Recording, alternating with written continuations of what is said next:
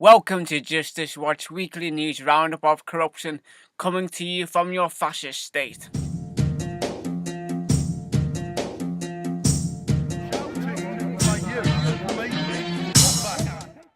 We start off this week with the BBC, the state-sponsored propaganda machine for the government. They want to go into schools and teach children how to spot fake news. Of course, this has got nothing to do with brainwashing or manipulating children into believing the official narrative of stories. It kind of reminds me of a famous broadcast that happened on 9/11 when BBC journalists were stood outside of Building 7 and they knew Building 7 was going to collapse before anyone else. And they told everyone that Building 7 had collapsed, but yet it was still behind the journalist in its full structure. And then a couple of seconds later it was demolished, just like the Twin Towers. But I guess it's easy to try and manipulate little children to actually think that real planes flew into the Twin Towers and the Pentagon. That real planes were actually hijacked. that that petrol fuel from the engines of these planes somehow melted the steel structure of the buildings to a point where they somehow collapsed in on themselves.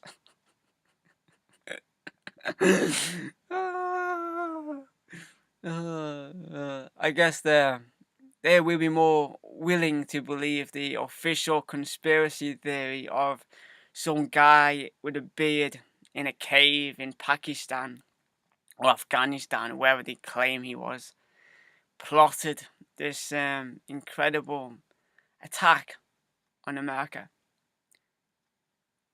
Did you have informers, sources within the media? Yes. Journalists talking to Special Branch? Yes. I did have a source within the BBC to which I could go for information if I wanted it. And what kind of information would you be seeking from within the BBC? I would be looking at trade union activity bordering on militancy and stuff like that. The BBC as an organisation was ready to cooperate with the secret state. In room 105, it employed a personnel officer to liaise with MI5, the aim being to keep troublemakers out of sensitive jobs. Suspects had a Christmas tree stamped on their files. Because of 9/11, we have been living in a surveillance state, a form of, it's total fascism, where all of our human rights are taken away. We found out this week that the police can pull you up, take your phone off you, and download everything in that phone. Every single message you sent. Every single message deleted. Without a warrant. All your personal details. All your contacts. Everything. Without a warrant. It's total fascism. Thanks to the false flag on 9/11 carried out by the American government and their intelligence agencies and, of course, Mossad. Imagine what it was like before 9/11. Whole new world. This week we had another example on how police deal with rape cases. A 22-year-old woman was raped. She then reported this rape to the police. It took them 3 hours to come and assist her. She then made a statement at the police station. She was forced to see a male doctor for an examination rather than a female doctor. They arrested the person who she claimed raped her, and then within hours he was let go. He then fled the country. They didn't inform her. A couple of weeks later, she found out. She went back to the police station to make a second statement, where they then arrested her for making false allegations.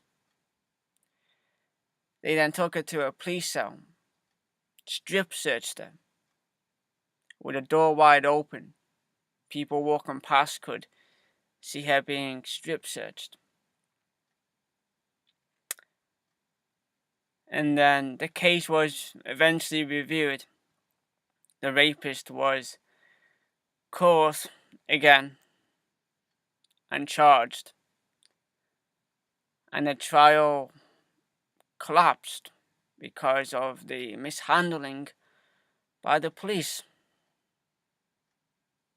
Because the police don't care about catching rapists or pedophiles. It's very well documented. The next story, we find out that a police officer has finally been jailed for murder. He murdered his wife, killed her. And what's interesting about this case is how different the circumstances would be if he had killed his wife whilst being on duty.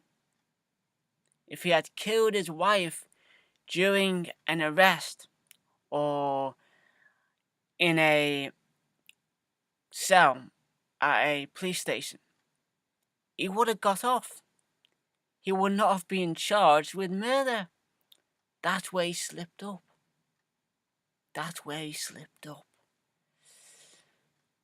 If he had killed his wife on duty, he would never have been charged with murder.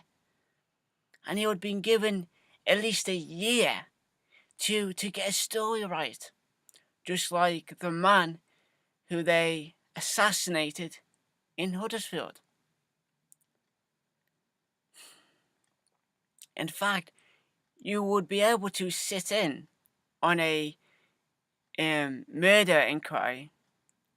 You'd be able to sit next to me, like these police officers did, who shot a man in Huddersfield, and you could take notes on how to pervert the course of justice.